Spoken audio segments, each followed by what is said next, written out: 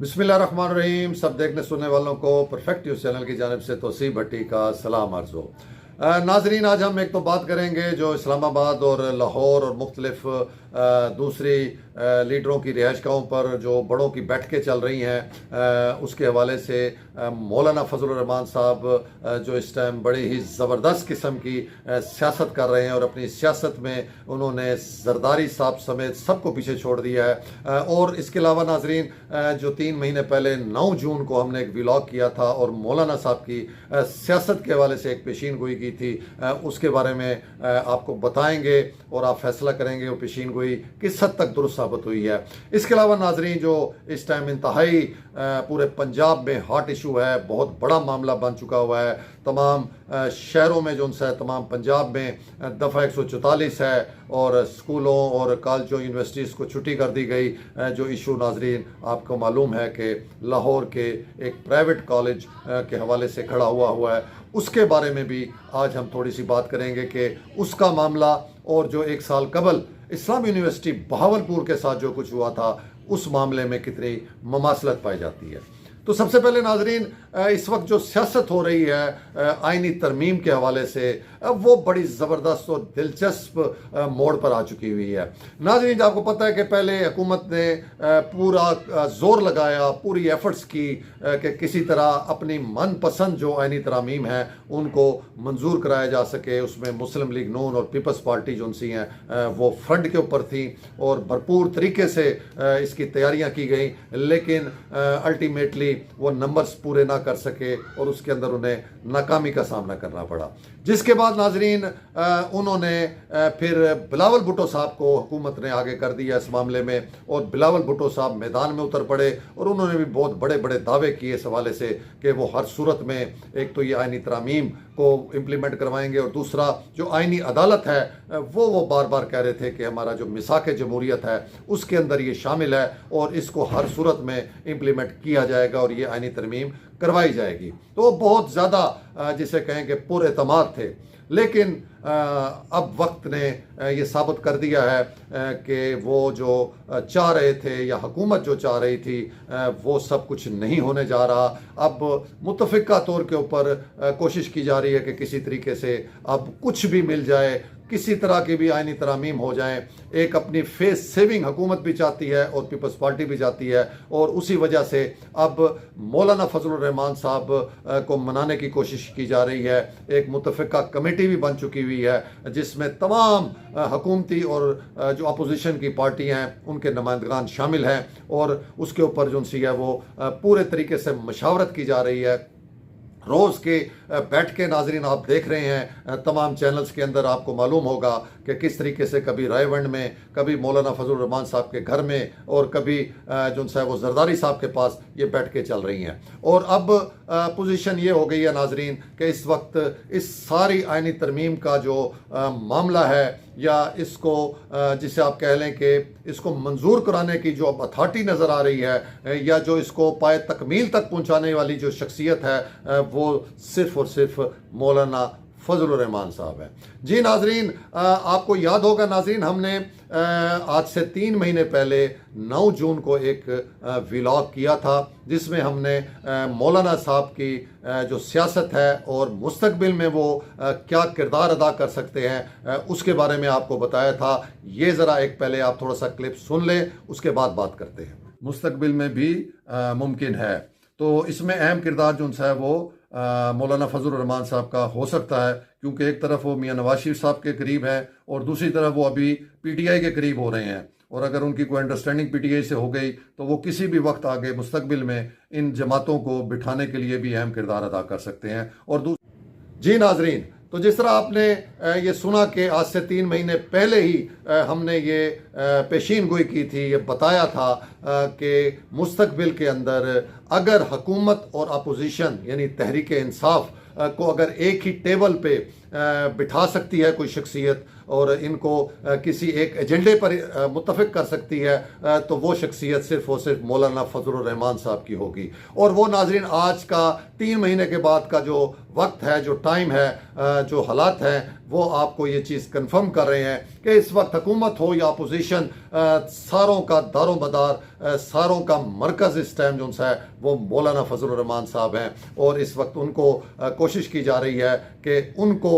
मना के तो अपने अपने जो वो चाह रहे हैं आईनी तरमीम के मामलात उनको हल किया जाए। और मौलाना साहब के बारे में तो हम यही कहेंगे कि उन जैसा कोई सियासतदान हमें तो नज़र नहीं आता। पहले एक लगाया जाता था नाज़रीन नारा के जरदारी सब पर भारी, एक जरदारी सब पर भारी, लेकिन मौलाना साहब की सियासत ने इस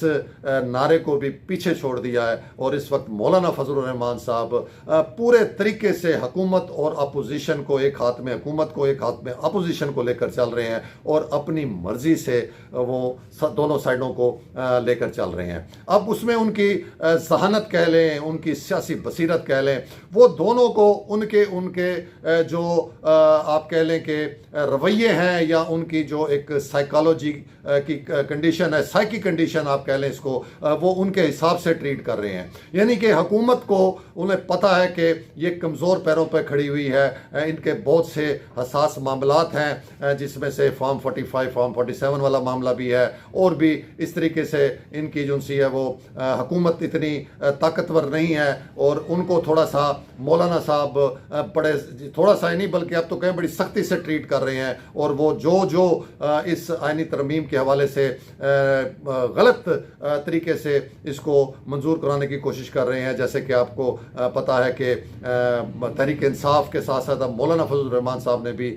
ये जिसे कहें बात कर दी है कि उनके भी अरकान असम्बली को जो उनसे वो अगवा किया जा रहा है और डराया धमकाया जा रहा है। तो इस सूरत हाल में मौलाना फजलुर रहमान साहब ने बहुत सख्त किस्म का मैसेज हुकूमत को दिया है, क्योंकि वो समझते हैं कि इस वक्त हुकूमत जो सी है वो पूरे तरीके से उनकी जिसे कि गिरफ्त के अंदर है, चाहे वो नून लीग हो, चाहे वो पीपल्स पार्टी हो। तो वो उसके लिहाज से वो अपना जो रवैया है वो मिलने के वक्त या जब वो बैठक कर रहे होते हैं उस वक्त उनका रवैया और होता है, लेकिन बाद में जब वो प्रेस कॉन्फ्रेंस में मीडिया के सामने आते हैं तो वो हुकूमत को ललकारते हुए नजर आते हैं। तो ये उनकी एक स्ट्रेटजी है, एक सियासत की स्ट्रेटजी है कि वो हुकूमत को प्रेशराइज कर रहे हैं या प्रेशर में रखना चाहते हैं, क्योंकि वो समझ चुके हैं कि उनके बगैर हुकूमत कोई आईनी तरमीम तो क्या कोई भी कानून मंजूर नहीं करवा सकती। तो इसलिए मौलाना साहब का जो हुकूमत की जानिब रवैया है वो बड़ा सख्त किस्म का है और बड़ा ओपनली उनको जो है वो ललकारते नजर आते हैं। जबकि उसके बरक्स पीटीआई के हवाले से चूँकि मौलाना साहब को इदराक है कि ये जमात ज़रा टफ रवैये की जमात है, इनका रवैया थोड़ा सा ज़रा मुश्किल होता है और ये एक टेबल पर बैठने के लिए रजामंद नहीं होते फौरी तौर के ऊपर। और इनकी सारी जो उनसे मामलात हैं वो अडयाला जेल से जो उनसे जब तक इजाज़त ना मिले उस वक्त तक वो एक कदम भी आगे नहीं बढ़ते। तो इनके साथ उस तरह का रवैया नहीं रखा जा सकता। तो मौलाना साहब उनके साथ ज़रा शफीक तरीके से, बड़ी शफकत के साथ आपको नज़र आते हैं। उनके जब वफ्द जाते हैं, जब वो मीडिया टॉक करते हैं, तो उनकी जानिब से, मौलाना की जानिब से तहरीक इंसाफ के हवाले से कोई सख्त स्टेटमेंट आपको नज़र नहीं आता। और उसकी वजह ये नहीं है कि मौलाना साहब कहीं उनसे कोई वो मतलब खौफज़दा हैं या वो बात सख्त नहीं कर सकते उनके हवाले से। मौलाना साहब सियासी बसीरत का मुजाहरा कर रहे हैं, क्योंकि उनको पता है कि इनको तहरीक इंसाफ को इस वक्त टेबल पे बिठाना और हुकूमत के साथ बिठाकर किसी एक मुतफिक जो उनसे वो मसवदे पे जो उनसे वो इनको राज़ी करना, ये बहुत बड़ा और बहुत मुश्किल काम है। इसलिए नाज़रीन, मौलाना साहब बहुत ही टेक्निकल तरीके से बहुत ही बेहतर सियासत करते हुए नज़र आ रहे हैं और तहरीक इंसाफ को वो अपने साथ इस टाइम पूरे तरीके से अटैच कर चुके हुए हैं। और तहरीक इंसाफ भी अब इस बात के ऊपर आ चुकी हुई है कि वो बहरहाल इस वक्त मौलाना फजलुर रहमान साहब के साथ खड़ी है और उनको साथ लेकर चलना चाहती है। और अब वो जो एक दूरियां थी या एक जो शदीद तलखी थी दोनों जमातों और रहनुमाओं के दरमियान, वो अब बहुत हद तक जो उनसे वो ख़त्म होती हुई नज़र आती है। तो ये सूरत हाल है नाजरीन के इस टाइम मौलाना साहब फुल सियासत इस मामले में कर रहे हैं और उम्मीद यही की जा रही है कि आखिरकार मौलाना फजल रहमान साहब इन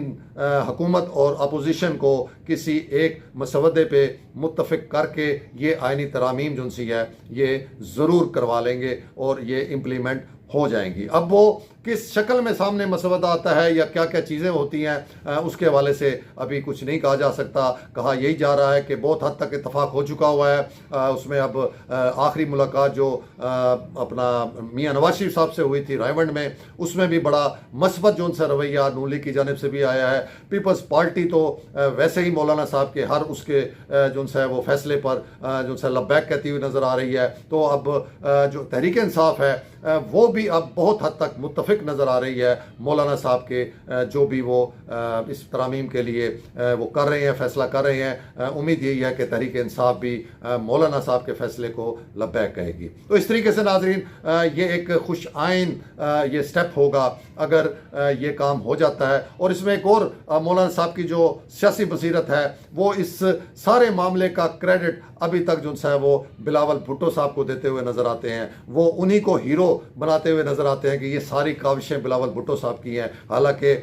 सबको पता है, पूरे पाकिस्तान को पता है कि ये अगर मंजूर होंगी आइनी तरामीम तो इसका सारा क्रेडिट मौलाना फजल रहमान साहब के सर जाएगा। लेकिन वो ऐसा कोई क्रेडिट लेने के लिए तैयार नहीं जिसमें अवामी पजीराई ना हो। उनको भी पता है कि ये एक फंसा हुआ मामला है जिसको किसी न किसी नहज के ऊपर जाके हल करना है। लेकिन इसमें ना अवाम, ना वकला, ना बार्स इसमें मुतमईन नज़र आते हैं। इसलिए मौलाना साहब बहुत ही सियासी बसीरत का और जहानत का और बेहतरीन सियासतदान होने का सबूत देते हुए वो इस सारे क्रेडिट को भी पीपल्स पार्टी के सर जो है वो डाल रहे हैं। तो देखें अगले कुछ दिनों के अंदर ये चीज़ भी अब क्लियर हो जाएगी, मसवदा भी सामने आ जाएगा और उसके बाद जो इजलास के अंदर जो है इसको मंजूर किया जाता है या इसके ऊपर कोई इख्तलाफात होते हैं ये भी एक दो दिनों के अंदर सामने आ जाएंगे। इसके बाद चलते हैं नाजरीन हम जो एक तूफ़ान गुज़श्ता कुछ दिनों से लाहौर के एक निजी कॉलेज के हवाले से जो पंजाब ग्रुप ऑफ कॉलेजेस है उसके हवाले से एक मामला, एक वाक़या जो है वो सामने आया और उसके बाद एक सोशल मीडिया में तूफ़ान जिसे कहें बर्पा कर दिया गया और उसकी तरह यानी उसी तरीके से आग लगा दी गई सोशल मीडिया के ऊपर जिस तरीके से आज से नाजरीन 1 साल कबल पहले इस्लामिया यूनिवर्सिटी में एक झूठे मनगढ़ंत स्कैंडल के हवाले से एक झूठी स्टोरी, एक वीलॉगर के झूठे वीलॉग के से को जो है वो बेस बनाते हुए जो है वो एक इस यूनिवर्सिटी को पूरी दुनिया के अंदर बदनाम कर दिया गया और पूरा सोशल मीडिया को जिसे कहें कि भर दिया गया इस पोस्टों के साथ। और हर कोई जो है बगैर किसी तस्दीक के, बगैर किसी तहकीक के वो इसको चीज़ों को जो है वो आगे फैलाता हुआ नज़र आया। उसमें खा हमारा कोई मीडिया हो, इलेक्ट्रॉनिक मीडिया हो, खा जिसे कहें कि सोशल मीडिया के लोग हों या प्रिंट मीडिया हो, किसी ने भी उस वक्त जिसे कहें कि कोई तहकीक या छानबीन करना गवारा नहीं की और उसकी वजह से नाजरीन इस्लामी यूनिवर्सिटी को इतना शदीद नुकसान पहुंचा, इसकी साख पूरी दुनिया के अंदर मुतासिर हुई और आज भी 1 साल सवा साल गुजरने को आ रहा है ये यूनिवर्सिटी अपने पैरों पर खड़ी नहीं हो सकी। इतना शदीद नुकसान इसके साख को पहुंचाया गया। तो ये मामला इसलिए नाजरीन बहावलपुर यूनिवर्सिटी, इस्लामी यूनिवर्सिटी का जो है उसके ऊपर इतने सख्त एक्शन, इतने सख्त कार्रवाइयाँ मीडिया की इतनी जो है वो इसकी वजाहतें मीडिया में जो नज़र आ रही हैं पंजाब कॉलेज के हवाले से, वो यहाँ पर इस्लामी यूनिवर्सिटी के हवाले से मीडिया भी जो है वो नेगेटिव ही चलता हुआ नज़र आ रहा था। जबकि इसके मुकाबले में अगर हम पंजाब कॉलेज का मामला देखें तो तकरीबन तमाम मीडिया ही जो है वो इसकी प्रोटेक्शन करता हुआ नज़र आ रहा है। ये वाक़या सच्चा है झूठा है नाजरीन, इससे कतई नज़र अगर ये गलत है तो बहुत ही ज़्यादती वाली बात है। बहुत ही जिसे कहें एक तालीमी इदारे को इस तरीके से टारगेट करके बदनाम करना, किसी का कितना भी कोई इख्तलाफ हो, ये काम नहीं होना चाहिए। तालीमी इदारों में जहाँ पर हज़ारों सैकड़ों हज़ारों तुलबा तालबात उनका मुस्तकबिल वाबस्ता होता है, आप 2 मिनट नहीं लगाते और ये सोशल मीडिया के ज़रिए आप किसी भी तालीमी इदारे को इस तरह टारगेट करके उसको जो है आप साख को बर्बाद कर देते हैं। उन बच्चों का जो वहाँ से पढ़ चुके हैं या पढ़ रहे खड़े हैं उनका मुस्तकबिल आप दाव पर लगा देते हैं। तो ये इसको हम बड़े शदीद अल्फाज में कंडेम करेंगे। लेकिन साथ हम हुकूमत पंजाब की तवज्जो इस तरफ भी डालेंगे कि जब इस्लामी यूनिवर्सिटी भावलपुर का ये स्कैंडल हुआ और हम चीख चीख के बता रहे थे कि ये सब झूठा है, ये सब मनगढ़ंत है, ये 5500 आपने वीडियोज उनसे वो निकाल दी और सारा कुछ किया, वो चीखो पुकार और बहुत ज़्यादा शोर के बाद 2 महीनों के बाद जाके कहीं जो है वो एक जुडिशल कमीशन जो है वो बना और उस जुडिशल कमीशन ने ही दरअसल असल में काम किया। उससे पहले भी कुछ इंक्वायरी कमेटियां तश्कील दी गई, लेकिन उनका मकसद कुछ और ही था, वो और ही अंदाज में इंक्वायरियां कर रही थी। लेकिन ये जो जुडिशल कमीशन बना था इस्लामी यूनिवर्सिटी का, इसने फिर दूध का दूध और पानी का पानी कर दिया और उस जुडिशल कमीशन की रिपोर्ट ने वाजे कर दिया कि सारा झूठ का पलंदा था, ये झूठा मनगढ़ंत एक जो है वो ये स्कैंडल था और इसमें कोई चीज़ साबित नहीं हुई। और उसमें फिर उन्होंने वो किरदार सारे जो उनसे उनको आइडेंटिफाई कर दिया, जिसमें उस वक्त का डीपीओ भी शामिल था, डीएसपी भी शामिल था और इसके अलावा वो भी लागर भी शामिल था और भी कुछ जो उनसे हैं वो किरदार जो उसके अंदर शामिल थे, वो बाकायदा उस रिपोर्ट में आ गए। लेकिन आज साल सवा साल होने को आ गया है नाज़रीन कि उन किरदारों को जिन्होंने इस इतने बड़े तारीखी तालीमी इदारे को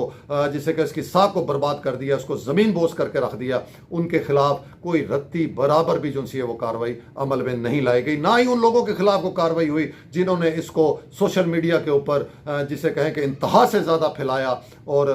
नेगेटिव रिपोर्टिंग की और जिसे कहें कि किरदार पूरा अदा किया इस अदारे को, इस तारीखी जामे को जो है बदनाम करने में। तो उसके हवाले से भी कभी कोई हमने नहीं देखा कि हुकूमत का कोई रद्द अमल या कोई कार्रवाई आई हो। लेकिन ये चूँकि लाहौर का एक कॉलेज है, ये तख्त लाहौर का जो उनसे अदारा है, तालीमी इदारा है और फिर उनके जो मालिक हैं वो भी एक ताकतवर शख्स हैं, तो इसकी वजह से नाजरीन इसको जहाँ नुकसान बहुत पहुँचा है, लेकिन उसके मुकाबले में जो आप देखते हैं कि हुकूमत ने बहुत जल्दी एक्शन लिया है। जो इसको फैलाने वाले हैं उनके खिलाफ FIRs हो रही हैं, पकड़ धकड़ हो रही है और मीडिया टॉक्स हो रही हैं, जगह जगह इसको क्लियर किया जा रहा है, पुलिस सामने आके इसकी जो उनसी वजाहतें और क्लियरेंस दे रही है। तो ये सारा कुछ ठीक है, होना चाहिए। अगर गलत वाक़या है तो उसको कंडेम भी करना चाहिए और उसके पूरे तरीके से जो उनसे दिफा भी करना चाहिए। लेकिन हम यहाँ पर उसके सही या गलत होने की बात नहीं कर रहे, हम सिर्फ एक जो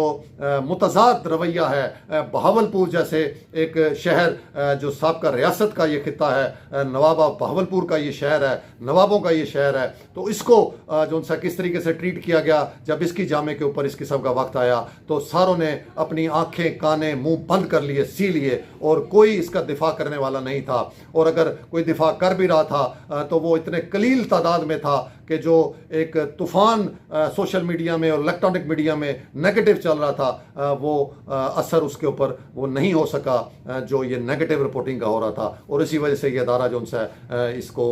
शदीद नुकसान पहुंचा माली लिहाज से। आज ये अदारा बिल्कुल ही जिसे कहें कि ज़मीन बोस हो चुका हुआ है, तनख्वाहें नहीं मिल रही मुलाजमीन को। तो इस रवैये के हवाले से सिर्फ हम हुकूमत पंजाब और आला जो अथॉरिटीज़ हैं उनकी तवज्जो दिलाना चाहते हैं। और आज भी अभी तक इस्लामी यूनिवर्सिटी में रेगुलर वाइस चांसलर जो है वो तैनात नहीं किया जा रहा और उसकी समरी CM ऑफिस में जो उनसी है वो फाइलों में दबी हुई है। बहरहाल अब एक एक्टिंग वाइस चांसलर साहब जो है उन्होंने चार्ज संभाल लिया। उम्मीद करते हैं कि वो यूनिवर्सिटी के जो ये बिगड़े हुए मामलात हैं उनको कुछ बेहतर करने में जो है वो कामयाब होंगे। तो इंशाअल्लाह ताला उम्मीद करते हैं कि जो पंजाब कॉलेज का मामला है वो भी जल्दी क्लियर होगा। उसके ऊपर हमारी भी यही डिमांड है कि इसके ऊपर भी कोई एक जुडिशल कमीशन बनाया जाए, कोई इंतहाई ईमानदार और ज़बरदस्त किस्म के दबंग किस्म के जो उनसे हैं वो जस्टिस साहब उनको लगाया जाए जुडिशल कमीशन में, उनको ये जिम्मेदारी दी जाए ताकि इस्लामी यूनिवर्सिटी की तरह इस मामले के भी असल हक़ाइक़ जो उनसे हैं वो मंजर आम पे आ सके। तो ये था आज का व्लॉग। उम्मीद है नाज़रीन आपको पसंद आया होगा। अपना बहुत सा ख्याल रखिएगा। तो सी भट्टी को इजाज़त, अल्लाह हाफिज़।